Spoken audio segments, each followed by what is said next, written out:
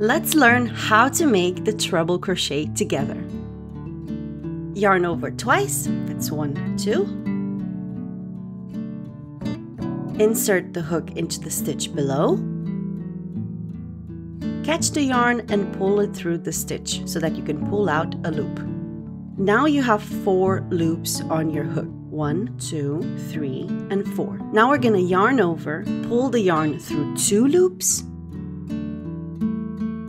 Now you have 3 loops on your hook.